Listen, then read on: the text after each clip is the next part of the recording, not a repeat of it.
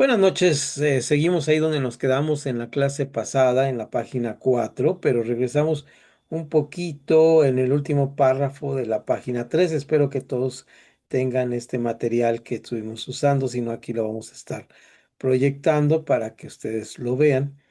Y es justo en este material donde vamos a estar trabajando la primera parte de la clase para concluir esta parte. Entonces, volviendo a lo que estábamos, a la parte de la ética en este sentido, permítanme prender todo. Vemos ahí que el último parrafito que estábamos viendo, lean ustedes ahí, ustedes ya pueden ver, pero para qué es la gracia. Entonces lo que vamos a descubrir ahora, la gracia en este aspecto de la ética. Eh, Ahí vamos a dar una palabra de introducción al tema, pero vemos que el subtítulo en la página 4, donde vamos a empezar a leer, dice, bueno, esta parte, ¿no? ¿Para qué es la gracia? Y dice, entrecomillado, órdenes de restricción. Y vamos a ver hoy acerca de las órdenes de restricción que aparecen en Gálatas. Vamos a analizar un poquito este capítulo a partir del capítulo 5 y el capítulo 6. Y iniciamos justamente con este versículo bíblico que está ahí escrito. Dice, manténganse pues firmes en la libertad con que Cristo nos hizo libres y no os sometáis otra vez al yugo de esclavitud. Miren que yo, Pablo, les digo que si se circuncidan, de nada aprovechará Cristo. Gálatas 5:1 al 2. ¿Ok? Dejo de compartir para platicar un poquito con ustedes. Como ahora solamente me veo a mí, mi manual, voy a en este momento a... Sí, cómo no. Pastor, ¿alguien me ayuda con su compañero, alguna de las compañeras, a compartir el manual en el grupo? ¿Estás en el grupo, pastor? No sé, ahí lo pueden compartir para no mover aquí mucho la computadora. Si hay algún problema, me dicen. Con gusto, pastor, lo compartimos. Entonces, em, mientras se lo comparten, vamos a trabajar esta parte de nuestro manual, ¿no? Entonces, inclusive creo que aquí se puede compartir un archivo. Dejen ver, experimentar desde mi ordenador. Mm, Colosenses 1. Creo que no les sé cómo. Hoy vamos a compartir Colosenses 1. A lo mejor lo hacemos aquí. Y eh, aquí está. Paciencia para ir investigando esto. Al fin, igual ya se lo compartieron antes que yo, pero eh, juicio ético. Ok, si no, de aquí lo puedes descargar seguramente, pastor. Bien, volviendo al tema, entonces estamos aquí con esta lectura de Gálatas 5:1 y 2. Qué interesante, ¿no? Esta parte de la ética en el libro de los Gálatas. Me parece que es todo un descubrimiento hermenéutico. Les decía yo que leer el libro desde una perspectiva es lo que nos da un perfil hermenéutico. Claramente tenemos que tener cuidado de que este perfil hermenéutico sea bíblico, naturalmente, pero vamos a ver que sí es muy bíblico hoy en lo que vamos a estar estudiando. Como entrada, tenemos que decir que la religión que se usaba en los tiempos bíblicos, con la que además de las religiones paganas, había una religión llamada de Estado.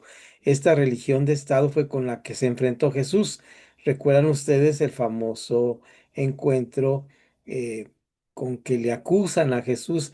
Es que se hace igual a Dios y además que quebrantaba las leyes de ellos, y con Pablo también funciona igual, las leyes de ellos y del Imperio Romano. La religión en el tiempo de la vida de Jesús también tenía que ver con el Estado. La religión se convierte en religión de Estado, siendo el gobernador, el Quirios, el Señor y como gobernador. Pero esta religión romana tenía la gran desventaja, y más adelante en el transcurso de nuestro seminario de Aquila y Priscila y de nuestro desarrollo ministerial que vamos a tener en los lunes, en el calendario B, vamos a ver mucho de este tema, por lo menos con algunos maestros y inclusive conmigo. En la historia del cristianismo influye mucho que haya nacido en el Imperio Romano.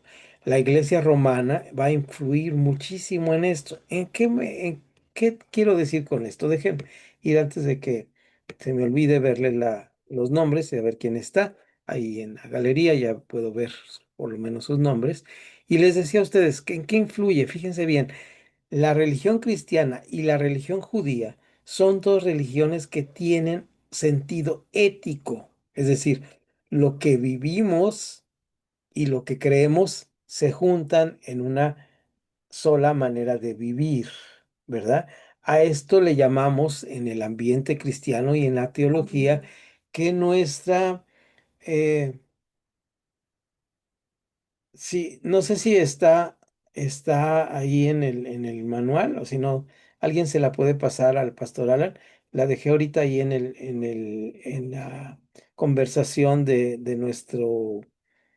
la reunión de hoy. Dejé el archivo y si no, alguien se lo puede pasar. Alguien levanta la mano que se lo pueda pasar al grupo o al su WhatsApp, por favor. La de Gálatas como juicio por favor, alguien lo hace. Entonces les decía, esta unión, ¿verdad? Que nosotros en la teología le llamamos ortopraxis. Esta frase la acuñó un teólogo del siglo pasado y esta ortopraxis tenía que ver con que la vida cristiana tiene que vivirse. La religión de Estado romana no tenía que vivirse, o sea, se hacían la vida religiosa en el momento que tenía que hacer la vida religiosa y luego nos olvidamos. Ujú. Esto tiene que ver mucho con lo que la religión, eh, la religión de, lo voy a decir con las palabras que son, con la religión popular en nuestro país tiene que hacer, ¿no? Es decir, usted puede tener una religión, puede ir a misa, ¿se entiende? Esto no estoy criticando ni diciendo que está mal. Puede usted ir a misa y si usted va a misa, el resto de la semana puede vivir como Dios le dé a entender, ¿verdad? O sea, no hay una ortopraxis, ¿verdad? Schaeffer, el teólogo que mencioné, habla de que la ortodoxia tiene que ver con la ortopraxis. Lo que digo lo tengo que hacer, ¿de acuerdo? Ahora, vamos a centrarnos en la ética para ver qué es lo que está pasando. Adelante, pastora, ¿quiere comentar algo? Adelante. Si está ahí o vi una mano levantada o a lo mejor me equivoqué. Sí, de hecho de lo que estaba comentando mi amado hermano, no solamente pasa en nuestro país, de hecho yo también he escuchado incluso en el país vecino, en Estados Unidos, su religión oficial es exactamente lo mismo, nada más es un cumplir por cumplir, pero no llevan esta ortopraxis a cabo. Y entonces yo creo que eso es algo indiscriminatorio en cualquier país en el que se encuentre, cual sea establecida su religión oficial. Mientras no haya una ortopraxis, pues sigue siendo algo carente de eficiencia.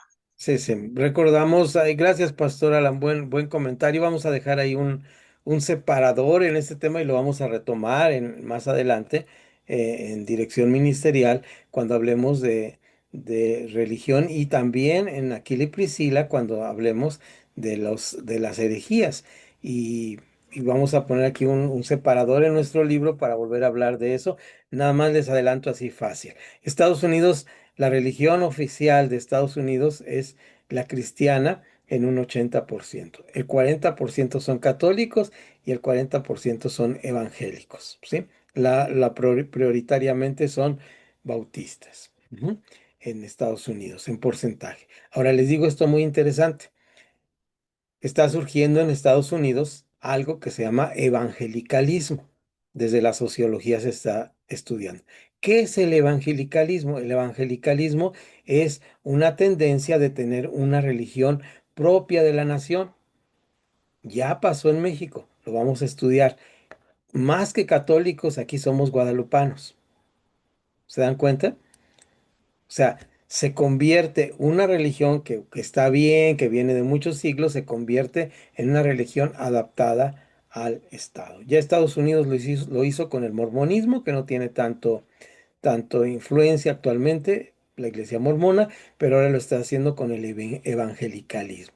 Ese evangelicalismo lo estudiaremos y lo analizaremos en otro momento. Que tomamos el separador del libro, lo retomaremos más después. Entonces, pero en fin, ¿qué es la ortopraxis? ¿Qué es vivir la vida cristiana? Vamos a analizarlo en esta clase. Esta clase vamos a ver acerca de las órdenes restrictivas, vamos a ver hasta dónde llegamos con esto, porque aquí se empieza a empantanar un poco el tema, porque ya tiene que ver con la vida cristiana, tiene que ver con nuestro diario vivir. Regresamos al manual, por favor, y en este momento regresamos a la lectura para ver de qué estamos hablando.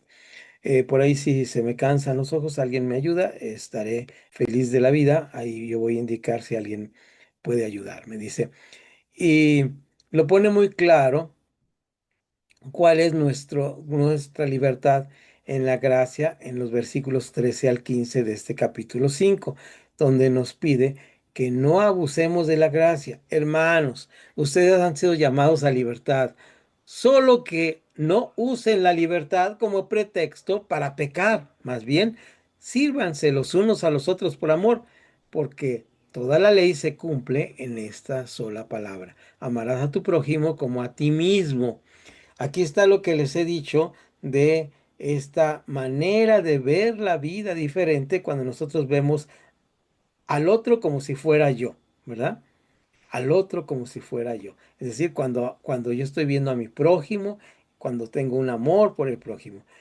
Pero si ustedes se muerden y se devoran los unos a los otros, tengan cuidado de no consumirse también los unos a los otros. Los cristianos estamos llamados a no transgredir ninguna ley divina y ninguna ley humana, siempre y cuando sea no contraria a la divina. Gálatas 5 16 al 24, encontramos una serie de órdenes restrictivas que dijimos sirven para proteger a una persona de ser dañada. Dijimos ya que las órdenes restrictivas son órdenes que se dan para que las personas no seamos dañadas. Somos personas vulnerables en eso que quedamos y necesitamos no ser dañados. Vamos a ver lo que dice Pablo en 16 al 24. Aquí están las órdenes restrictivas.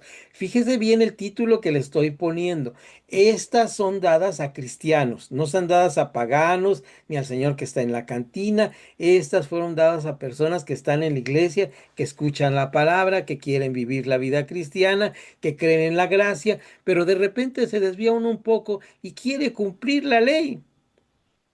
Y dice, digo pues, vivan según el Espíritu y no satisfagan los deseos de la carne, porque el deseo de la carne se opone al Espíritu y el Espíritu se opone a la carne y estos se oponen entre sí para que, me perdí, entre sí para que ustedes no hagan lo que quieran hacer. Pero si ustedes son guiados por el Espíritu, no están ya sujetos a la ley. Las obras de la carne se manifiestan fíjense bien, esas son los órdenes restrictivas. Las cosas se manifiestan, la carne se manifiesta en la siguiente manera: en adulterio, fornicación, inmundicia, lascivia, idolatría, hechicería, enemistades, pleitos, celos, iras, contiendas, disensiones, herejías, envidias, homicidios, borracheras, orgías y cosas semejantes a esto. Pablo prefiere no seguir la lista. Ya está bastante fuerte la lista, ¿no? Acerca de ellas, les advierto, como ya antes les he dicho, si son aquí en esa palabra, les advierto, está la palabra restrictiva, son órdenes de restricción, son advertencias que los que practican tales cosas no heredarán el reino de Dios. Pero el fruto del Espíritu es amor, gozo, paz, paciencia, benignidad, bondad, fe, mansedumbre, templanza. Contra tales cosas no hay ley. Y los que son de Cristo han crucificado la carne según sus pasiones y deseos. Voy a dejar de compartir aquí y ahorita alguien me ayuda con el siguiente párrafo, lo voy a quitar de pantalla y voy a explicar lo siguiente, que es importantísimo explicar lo siguiente. Lo siguiente que voy a explicar es, fíjense bien, estas son órdenes restrictivas. A veces tomamos este pasaje como para decir, aquí dice que fulano, sultano, sultano y mengano no van a heredar el reino de los cielos. Así que como yo te agarré en la matada, ¿verdad? ¿En cuál de las matadas te agarré? En la que quieras, en la que diga ahí, ¿verdad? En las iras. Como tú te enojaste, estuviste ira, ya no vas a heredar el reino de los cielos. No, no es para esto que está diciendo Pablo esto. Son órdenes de restricción para que nos demos cuenta, son como señales de advertencia porque la carne está ahí presente. Ahora, ¿cómo debemos protegernos? ¿Cómo debemos estar protegidos ante esto? Vamos a verlo en el siguiente párrafo.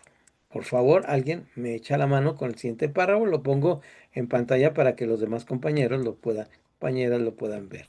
¿Quién me va a ayudar?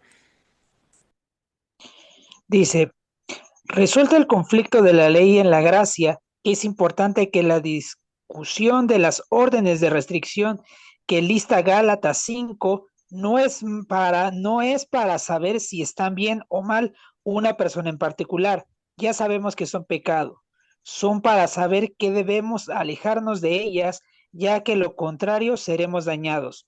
No es una lista condenatoria para hacer un juicio moral, ni es una resolución final, veredicto. Es una advertencia que quienes siguen cometiendo estos pecados no están bajo la gracia y así no serán herederos del reino de Dios. La lista incluye adulterio, fornicación, inmundicia, lascivia, idolatría, hechicerías, enemistades, pleitos, celos, iras, contiendas, disensiones, herejías, envidias, homicidios, borracheras, orgías. Muy bien. Entonces ahí ya vemos todo esto. Ahora voy a la conclusión. ¿Recuerdan ustedes que estas cosas que tenemos aquí son para advertirnos que son parte de la carne? ¿Qué es lo que tenemos en la carne? Que somos perfectamente capaces de eso. No son para andar juzgando a las otras personas. Es decir, no podemos hacer un juicio moral como la tarea que me hicieron, sino tenemos que saber hacer un juicio desde lo ético, es decir, constructivo. Ujú. ¿Recuerdan ustedes por qué tenemos esta manera de pensar diferente? Ahorita lo vamos a ver en el siguiente punto, pero me recuerdo ahora que Adriana en su participación final nos mencionó un versículo bíblico de, que es Primera Corintios, ¿no? Capítulo 2. Ustedes tienen, les dice Pablo cuando inicia la carta, ustedes tienen la mente de Cristo, ¿no? Les dice, esa es una parte importante de nuestra manera de pensar. Lo vamos a ver en la siguiente clase. Lo vamos a ver en la siguiente clase cuando veamos por qué nosotros vivimos la ética cristiana. ¿Cómo le hace el cristiano para vivir a la ética cristiana? Pero aquí ponemos en principio los primeros cimientos para esto. Conclusión. La iglesia es una comunidad terapéutica. Terapéutica quiere decir que cura. Nuestras reuniones es un todo que nos lleva a una armonía que se refleja en nuestra vida cotidiana, donde ninguna de estas órdenes restrictivas son visibles, porque somos sanados los unos a los otros en nuestra comunidad de amor. Nos sana la comunión los unos con los otros. Tenemos necesidad de limpiarnos en el amor los unos con los otros, con la confesión y el perdón mutuo, porque siempre habrá uno que otro que no obedezca las órdenes restrictivas, o una que otra, o yo mismo, y que será lo que hay que hacer desde la ética cristiana si un miembro del cuerpo está fallando en alguna de estas órdenes restrictivas. Dejo la pregunta como pregunta abierta para discutirla con nuestro grupo. ¿De acuerdo? Ahora sí, vamos allá a discutir. Vuelvo a repetir la pregunta. ¿Y qué será lo que hay que hacer desde la ética cristiana si un miembro del cuerpo está fallando en alguna de estas órdenes restrictivas? ¿Qué piensan ustedes? A ver, queridos hermanos. Sí, maestro, sería buscar la raíz para poder restaurarle, porque no lo hizo nada más porque sí o porque se le ocurrió. Seguramente hay un patrón que se ha estado repitiendo generacionalmente y se va a seguir repitiendo si no se interviene. Ujú. Bien, esa es una parte importantísima, buscar la raíz, ¿verdad? Etiología, dicen los psicólogos. Ok, ¿qué otra cosa se les ocurre que podemos hacer con él? ¿Aplicarle el artículo ya no vengas a la iglesia? A ver, Pastor Alan. Yo considero que una parte importante sería pedirle la dirección al Espíritu Santo. ¿Cómo tengo que amonestarlo? ¿Cómo le tengo que llamar la atención? ¿Cómo le tengo que hacer ver que lo que está haciendo pues, no es agradable a los ojos de Dios, aunque ya lo sepa? Porque no nos vamos a engañar a nosotros mismos. Cada quien sabe si lo hizo o no lo hizo. Y cuando ya es evidente delante de la iglesia, es donde tiene que entrar la sabiduría de Dios para saber abordar el tema de mejor manera. Excelente, o sea, pedirle la ayuda al Espíritu Santo. La palabra nos dice algo muy importante, dice, y Él le recordará todas las cosas. Hablando del Espíritu Santo, que es Dios mismo, es decir, Dios Espíritu Santo nos va a recordar. ¿Qué cosas son las que recordamos? ¿Las que no sabemos o las que sabemos? Pastor Alan, ¿qué cosas recordamos? ¿Las que sabemos o las que no sabemos? Las que sabemos, son las que nos va a recordar y nos va a revelar las que no sabemos. Ok, revelar las que no sabemos. A ver, vamos a ver. Quiere decir esto que no estoy discutiendo, nada más estoy tratando de encontrar, se llama mayéutica, ¿no? En filosofía. Estoy tratando de encontrar la cuadratura al círculo. Es decir, voy a suponerme yo, encuentro un problema ético y ¿qué prefiero? ¿Que me recuerde las que ya leí en la Biblia? ¿O me espero a que estoy aceptando, sin conceder, que sí es cierto? A veces Dios nos da esa iluminación divina de decirnos o hablarnos de cosas que pues tengo carencia, ¿verdad?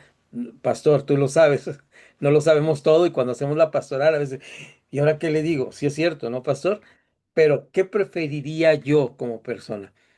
¿A qué me llevaría? Fíjate bien, no estoy en una discusión para estar contra ti, pastor. Estoy para descubrir qué preferiría yo, saberlo de antemano o que el Señor siempre me lo esté recordando como una revelación, como lo has dicho, que es correcta tu postura. ¿Qué opinarías de esto? ¿Qué preferiría? Yo iría o yo optaría por primero, claro, usar las herramientas que tenemos, que es la palabra del Señor, que es la palabra profética más segura. No hay más, eso es irrefutable, esa es nuestra base que tenemos que hacer. Más sin embargo, dentro de lo que se va, como vaya dándose las situaciones, el Espíritu Santo de Dios nos puede Claro, mostrar en ese momento aspectos de claro. la vida de la persona que son, lo como dijo, nos compartió nuestra hermana Adriana, la causa raíz. Ahí es donde entra la parte de la revelación de lo que Dios nos va a revelar en el momento, Ok, porque eh, basándonos en la palabra, ahí es donde vamos a encontrar el meollo del asunto, vaya. perfecto. ¿A dónde quería llegar? Cuál es el propósito de enseñanza mío al hacer esta pequeña mayéutica o confrontación de sacar del fondo estas cosas? Mi propósito es, qué triste es que nosotros estemos esperando baquetonamente, perdón por la palabrota, ¿verdad? Flojamente en mi sillón que suceda esto. ¿Por qué no hacer un esfuerzo por conocer la palabra? ¿Por qué no hacer un esfuerzo con conocer la palabra? ¿Les parece ahora que sigamos leyendo? ¿Me ayudas, Pastor Alan? Ya estás ahí. Sigue, por favor, para ir leyendo la página 5. Sí, Los dos donde párrafos. dice, Leamos ahora. ok, leamos ahora algunas de las conclusiones de Pablo a sus discípulos que nos dan una pauta de lo que la ética cristiana en cuanto al trato que debe darse a los miembros de la comunidad que fallan en Gálatas 5 25 y 26 y el capítulo 6 verso 1 y 2. Si Adelante. vivimos por el Espíritu, vivimos Si vivimos por el Espíritu, vivimos también según el Espíritu.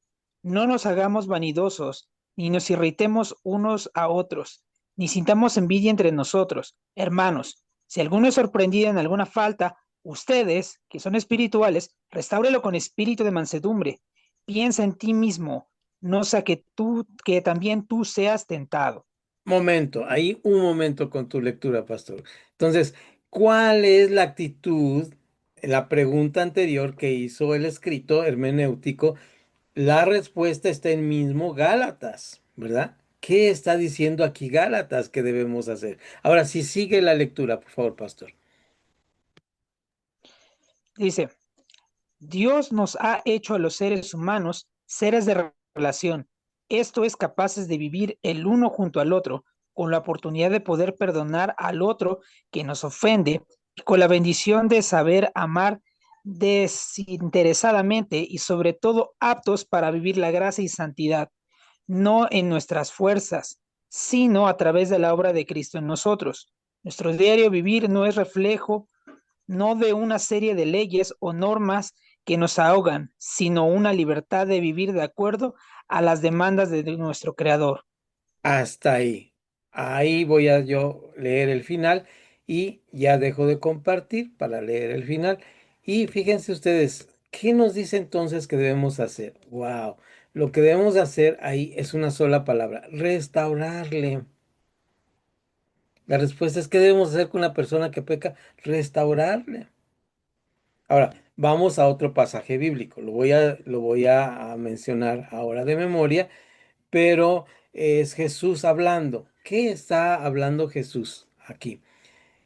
Voy a recordar y por ahí ustedes me van a decir si es así y lo van a buscar un poquito después.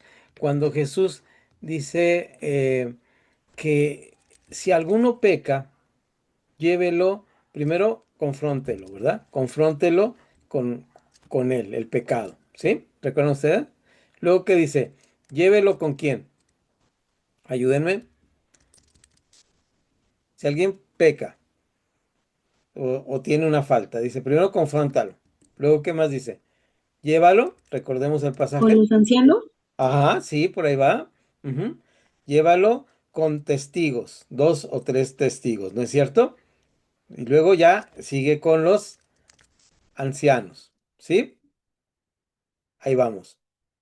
¿Y luego qué pasa cuando uno lo lleva con los ancianos? Que ¿Cuál es lo el tomes por último? gentil. Pero antes no, antes hay que hacer otro paso ahí. Vamos a recordar los pasos. Primero, confróntalo, ¿verdad? Confróntalo. Siguiente paso, 2 o 3 testigos. Delante dice, delante de 2 o 3 testigos. Y luego ya lo llevas delante de la congregación, ¿sí es cierto? Y por último, ¿qué es lo que hay que hacer con él? Si no obedece, por gentil o publicano, ¿no? Esta es la parte de este pasaje tan importante que Jesús nos dice. Ahora vamos a analizar este pasaje, ¿les parece? Ayúdenme un poco a analizar este pasaje. Estoy tratando de poner aquí mi conclusión final que va a tener que ser con este pasaje. ¿De qué nos está hablando? De 3 cosas. Perdón, me equivoqué de botón. Voy a ponerlos aquí en galería para verlos. Vuélvanme a repetir. El primer paso cuando alguien es encontrar una falta, lo confronto, ¿sí? Segundo paso, ¿delante de qué?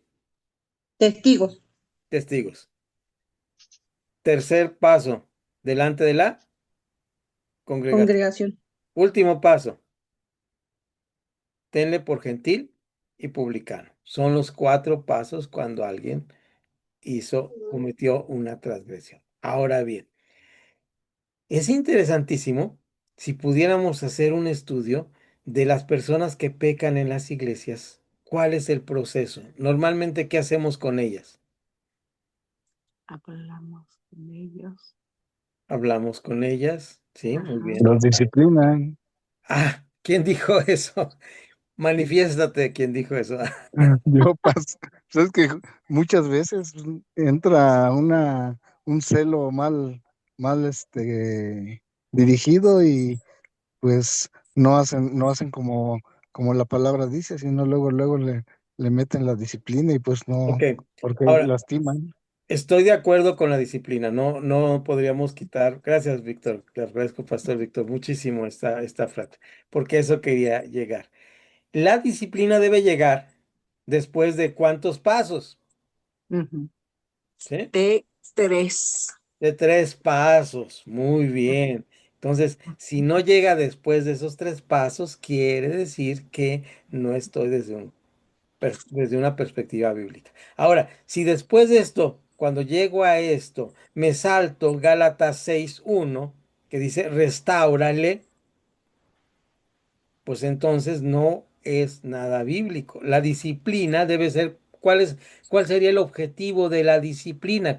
Cuando yo era joven y bello y rico y de las cuales cosas ahora ya no tengo nada de eso, no existía la palabra disciplina. No había eso. Había restauración de las personas. Ahora, lo que está diciendo Jesús aquí es muy importante. Voy a decir esta frase antes de entrar a darle la palabra al pastor Alan. Y piensen un poquito antes de qué es tenerle por gentil y publicano en los tiempos de Jesús. Vamos a hacer una hermenéutica más exegética de cómo vivían en los tiempos de Jesús. ¿Qué hacían con los gentiles y publicanos los primeros cristianos?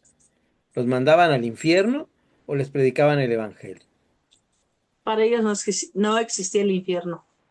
Sí, sí, bueno, eso es algo moderno, de acuerdo, muy de acuerdo, pero sí, el Hades o como ustedes lo quieran decir, lo Ujú. mandaban por allá muy lejos, pues. Entonces, ¿qué era? ¿Qué era lo que hacían? Les predicaban el evangelio.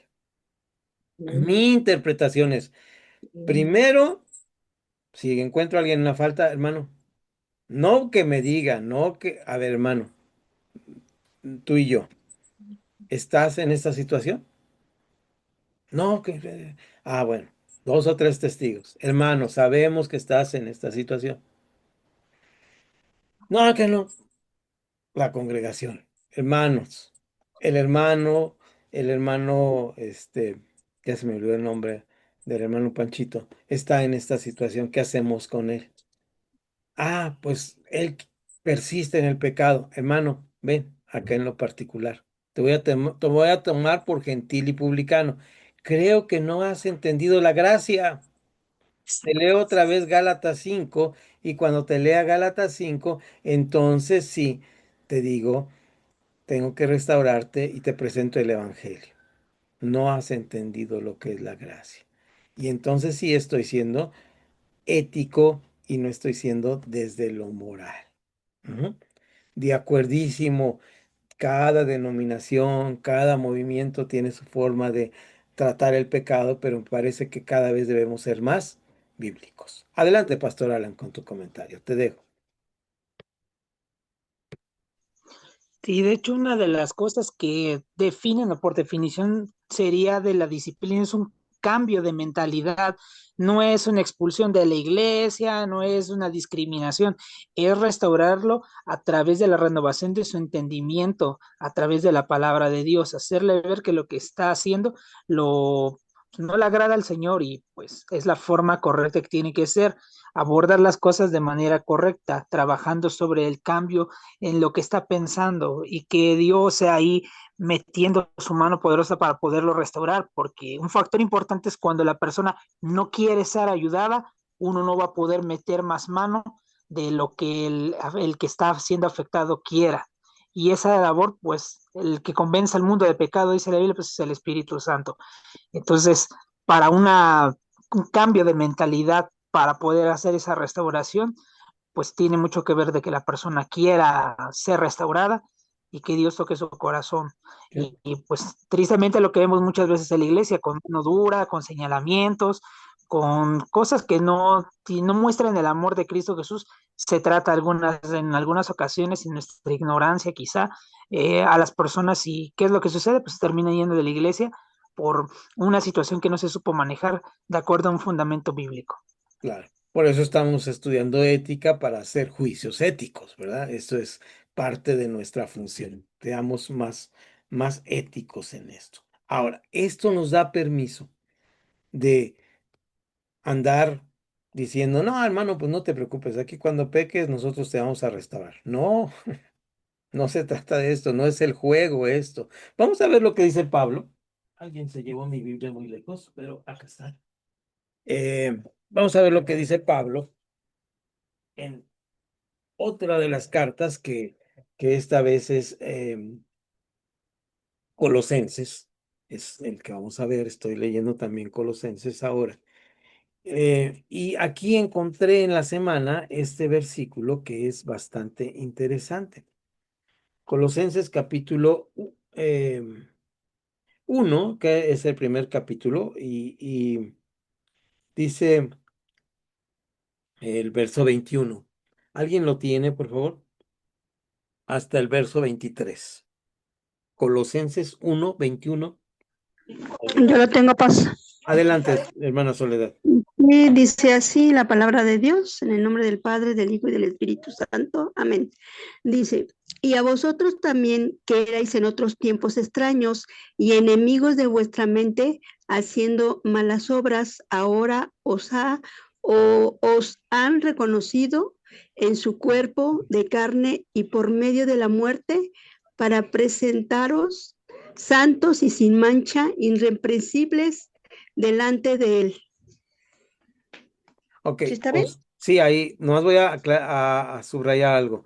¿Cómo termina el versículo 21? Haciendo malas obras, ahora antes no, estábamos haciendo malas obras.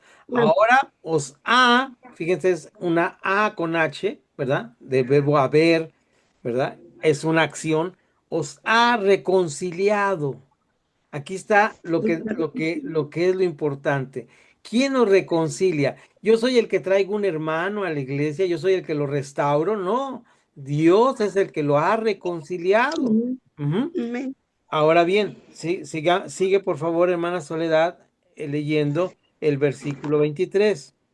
Sí, en El verdad. versículo 23 dice, si en verdad permanecéis fundados y firmes en la fe y sin moveros, habéis oído el cual se predica en toda la creación, Permíteme, permíteme.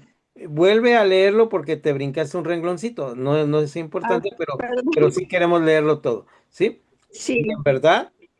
si en verdad permanecéis fundados firmes en la fe y sin moveros de la esperanza del Evangelio que habéis oído, el cual se predica en toda la creación que está debajo del cielo, y la cual yo, Pablo, fui hecho ministro. Ok, entonces aquí dejamos. Gracias, hermana Soledad, por esta lectura. Y tenemos entonces algo súper importante aquí en Colosenses 1:21. ¿Qué encuentran ustedes que nuestra concepción de ética nos da como trabajo para poder vivir adecuadamente en esta manera de no estar en el pecado, porque la gracia es muy abundante? ¿Cómo ven ustedes? ¿Debemos vivir en el pecado? ¿Qué piensan? Obviamente que no. Aquí reconocemos el trabajo de otro teólogo del siglo pasado, eh, que se llamó Dietrich Bonhoeffer, y Bonhoeffer dice, alemán, dice, habla y dice que la gracia costó mucho. Es gratis, es un juego de palabras, es gratis, pero costó mucho. Y nos habla de la gracia barata y de la gracia cara. Y dice que muchos de los cristianos que a veces no vivimos la ortopraxis es porque nosotros pensamos que la gracia es tan barata que está al alcance de la mano. Pero la gracia tuvo un precio enorme, y no debemos despreciar esa gracia. Entonces, nuestra actitud correcta de una ética cristiana es primero vivir nosotros éticamente correctos. Éticamente correctos. Adelante, pastor. ¿Sí? ¿Alguien levantó la mano? Sí, eres pastor Alan, ¿verdad? No, adelante. No te escucho Sí, yo. aquí es importante que, bueno, ¿se me escucha? Sí, adelante. Ok, aquí es importante que entendamos una cosa que bajo la Biblia debemos de tener en cuenta. La Biblia dice que en cuanto el heredero es niño, en nada difiere del esclavo, aunque es señor de todo.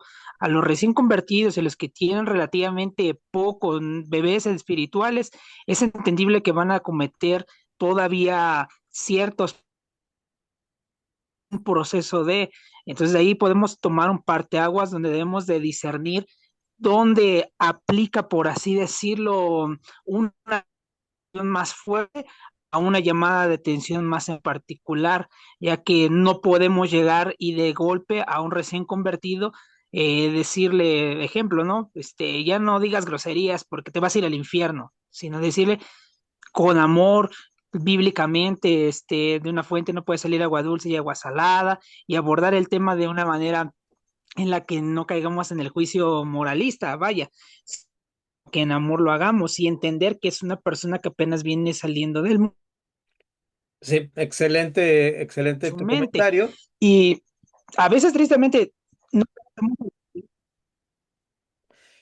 Oh, sí, la mayoría de tu comentario se escuchó, Pastor Alan, pero al último se empezó a entrecortar.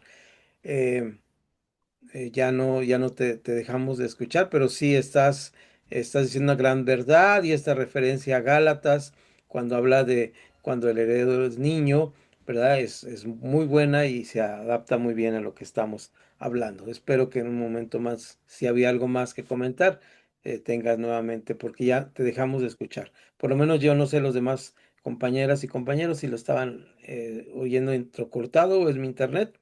¿Cómo andamos? ¿Sí se está oyendo bien? No, no se oye bien. Mi transmisión sí es buena.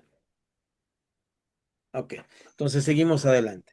Te dejamos un ratito, Pastor, y ahorita vemos si retomamos. Entonces vamos, porque el tiempo se nos ha acortado, vamos entonces a entrar a la última parte de la clase para dejar una discusión en el aire para las próximas clases.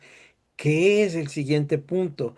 Ahora vimos las órdenes restrictivas, pero ahora vamos a tratar de ver cómo debemos nosotros como cristianos enfrentar la ética cristiana, cómo debemos tomar decisiones adecuadas. Las siguientes dos clases vamos a estar hablando de este tema, cómo tomar decisiones adecuadas.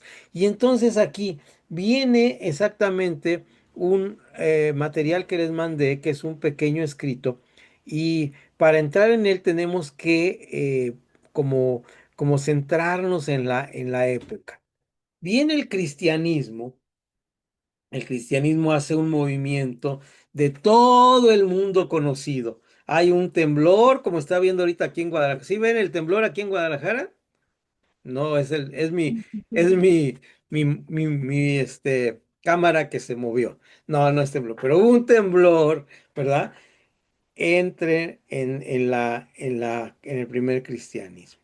Y este temblor fue que la iglesia se convirtió en una iglesia de Estado. Y en una iglesia de Estado, de acuerdo al Estado romano, donde la ética no era importante, solamente con asistir ciertos días a rendirle culto al emperador. Y esto cambió literalmente. Ahora, Yo paso. adelante. En Perdón, Viri. Disculpa. Efesios 4. 4:22. Sí, por favor. En cuanto a la pasada manera de vivir, despojaos del viejo hombre que está viciado conforme a los deseos engañosos. Ok. En cuanto a la pasada manera de vivir, deja el viejo hombre. Entonces, vamos a trabajar durante este tiempo de la manera en que debemos dejar este viejo hombre. En mismo Efesios hay un momento en que, y lo vamos a ver la próxima clase, ya no vamos a ver este versículo ahora, pero abro boca con esto para decirles, hay un versículo que dice que debemos hablar verdad entre nosotros. ¿Recuerdan este versículo? Ujú, está ahí en Efesios. Lo vamos a ir analizando en la siguiente clase. Ahora, lo importante de esto es que esta verdad es tan fácil de vivir o es complicado decir siempre la verdad. ¿Qué piensan ustedes? ¿Puede repetirme su pregunta, Paz, por favor? Claro, ¿es fácil decir la verdad siempre o es complicado este mandamiento así chiquito, hablando verdad entre vosotros? no mintiendo, hablando verdad entre vosotros. Lo vamos a ver, lo vamos a analizar la siguiente. Pero es fácil cumplir este versículo. ¿Alguien que lo exprese con palabras? No, no creo que sea fácil. Depende, ¿no? ¿O estoy mal? No, está muy bien, hermana Soledad. ¿Por qué es tan difícil cumplir este mandamiento? Porque la mentira está siempre presente en nuestra vida, en nuestras vidas, ¿sí? Fíjense bien, yo les dije que estaba temblando en Guadalajara. ¿Era verdad o era mentira? Falso. Era falso de toda falsedad. Estaba temblando en el escritorio, ¿sí?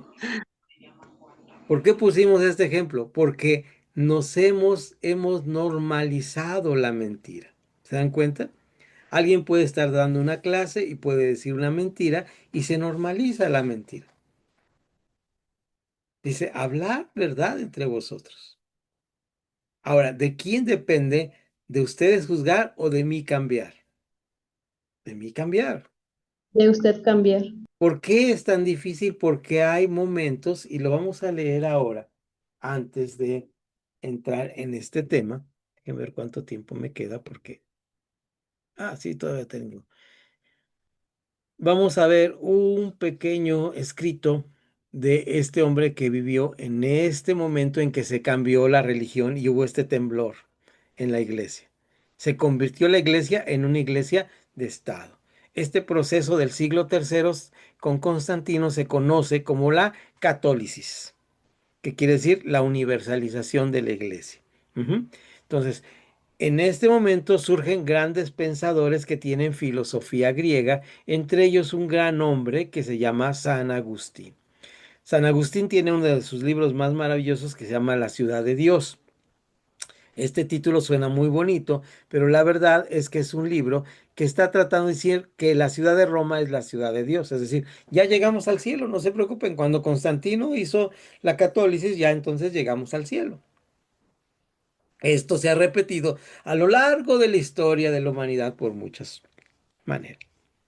Pero entre las cosas buenas que hizo San Agustín está el escrito que hoy les mandé. Todos recibieron este escrito. Díganme si no lo compartimos ahorita aquí en pantalla. Voy a cerrar esto. No, más bien voy a ir a este momento donde les comparto. ¿Cuándo se debe decir la verdad y cuándo se puede no decir la verdad?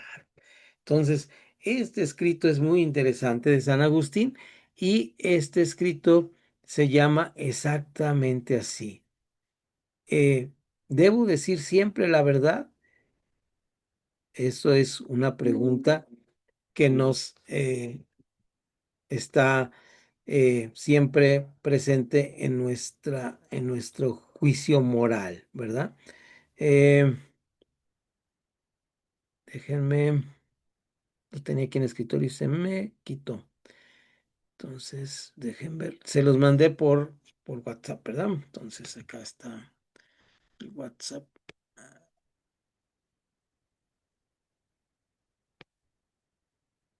Ahí está. Lo voy a poner en pantalla para que se vea claramente. Y alguien me puede ayudar con esta lectura. Fíjense bien, es un escrito complicadón porque es de San Agustín, es del siglo III. La traducción más o menos está, digamos, bien, pero vamos a ver qué tal está este documentito aquí.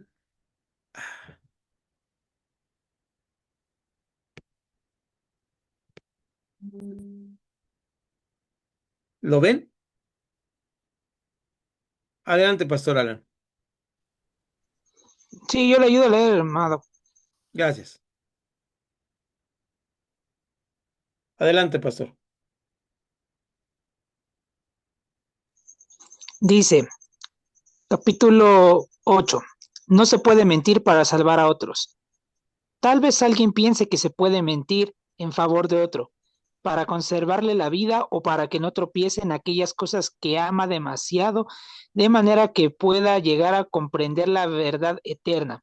En primer lugar, no se entiende que no había infamia que no tuviéramos que aceptar en las mismas condiciones como ya hemos demostrado anteriormente, pero además la autoridad de la misma doctrina se bloquearía y quedaría prácticamente muerta así como nuestra mentira persuadimos a aquellos que intentamos atraer hacia ella, que a veces se puede mentir, pues como la doctrina de la salvación consta de verdades que en parte se deben creer y en parte comprender, pero no se puede llegar a la segunda si no se cree las primeras. ¿Cómo se puede creer al que piensa que a veces se puede mentir? No vaya a suceder que mienta precisamente cuando nos manda creer. ¿Y cómo se puede saber si entonces tendrá también alguna razón, como él piensa, para una mentira complaciente, pues juzga que aterrorizando con una falsa narración se puede apartar a un hombre de una acción libidinosa y de este modo atraerle, mintiendo, a las cosas espirituales? Admitido y aprobado ese género de mentira, toda la doctrina de la fe cae por tierra y, una vez arruinada, ni siquiera se puede alcanzar la inteligencia con la cual se nutren los niños en la fe. Así, se destruye toda la doctrina de la verdad si se cede desenfrenadamente a la falsedad, cuando se abre un boquete para que entre la mentira, aunque sea la de oficio, todo el que miente antepone los intereses temporales, propios o ajenos a la verdad. ¿Qué se puede hacer más perverso? Pues, si con la ayuda de la mentira quiere hacer a alguien apto para entender la verdad, la cierra su única entrada, pues queriendo convertirse en seguro, cuando miente, se hace inseguro hasta cuando dice la verdad.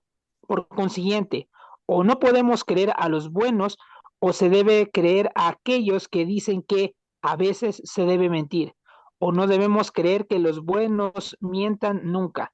De estas tres cosas, lo primero es pernicioso, lo segundo sería necio y por tanto solo queda que los buenos nunca mientan. San Agustín de Hipona.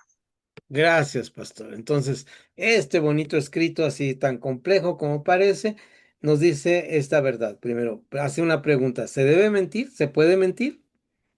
¿Hay alguna razón? Fíjese cuál es la razón. Para salvar la vida de alguien, ¿podría mentir? Y él concluye diciendo, los buenos nunca mienten. Los cristianos nunca mienten. Entonces, este es un trabajo que debemos empezar a hacer. ¿Cómo lo vamos a hacer? Bueno, aplicando una ética cristiana bíblica a través de supuestos básicos, subraye, apunte esta palabra, supuestos básicos bíblicos para tomar decisiones adecuadas. Supuestos básicos bíblicos para tomar decisiones adecuadas. ¿De acuerdísimo? Les voy a robar unos segundos más para terminar con una pequeña peli que dura unos minutos, es una introducción a una peli porque es una hay cosa curiosa, chistosa, que está hecha como una farsa de alguien que por el deseo de un niño decide, o no decide, sino ya no puede decir cosas más que verdaderas, ¿verdad? Y en inglés pues es muy chistoso porque las dos palabras mentira y abogado se parecen mucho, ¿verdad? Se parecen muchísimo. Entonces el niño le pregunta, lo vamos a ver ahorita en el corte, y luego vamos a discutir acerca de esta situación. ¿Cómo debemos tener estos supuestos básicos, vuelvo a repetir la palabra, supuestos básicos bíblicos que me permitan tomar decisiones adecuadas? ¿Cómo tener supuestos básicos bíblicos que me permitan tener adecuadamente estas decisiones? Cuando yo estoy tratando aquí de poner esta película, lo voy a ver si ustedes me dicen, porque lo voy a ver aquí. Oh, no lo encuentro ahora. Bueno, aquí está también en el. Algo pasó con mi monitor que se me hizo grandote, ya no lo encuentro por ningún lado. pero ahorita no se preocupen. Aquí en el WhatsApp estaba. Entonces lo voy a correr y luego lo voy a poner para que ustedes lo vean. ¿Ok? Entonces, un momento, ahí, espérate. Me regreso para acá. Y ahorita lo vamos a discutir. Les voy a robar unos minutitos más de esta clase para discutirlo. ¿De acuerdísimo? A ver, ando perdido, pero aquí me voy a encontrar rápidamente. Ahí, vamos a ver. Lo voy a regresar. Muy bien. And you do. He's a liar. You mean he's a lawyer? Está repitiendo, pero ahorita lo. The arms of another man. Yeah, whatever. Lie. Tell him it's in the mail. Ran out of gas. Lose a little weight. At the time, the true victim is my client. Put yourself in his shoes for a moment. You're walking from church. And so. Bien. ¿Qué es esta peliculita? Bueno, pues hay una novelita que nos habla de esta parte, ¿no? Que dice que un niño pide el deseo de que su papá, que es abogado, que cuando le preguntan en los trabajos que dice, bueno, mi mamá es maestra, pero mi papá es mentiroso, ¿no? Y dice, bueno, no es mentiroso, debes estar pensado en abogado, porque en inglés se parecen muchísimo las palabras. Entonces le dice, no, él es mentiroso y siempre está teniendo problemas y de repente en su fiesta de cumpleaños pide el deseo, ¿verdad? La fantasía de que su papá diga siempre la verdad y esto le mete en muchos problemas. Entonces, aquí la reflexión es esta. ¿Qué pasaría si todos dijéramos siempre la verdad? Vamos a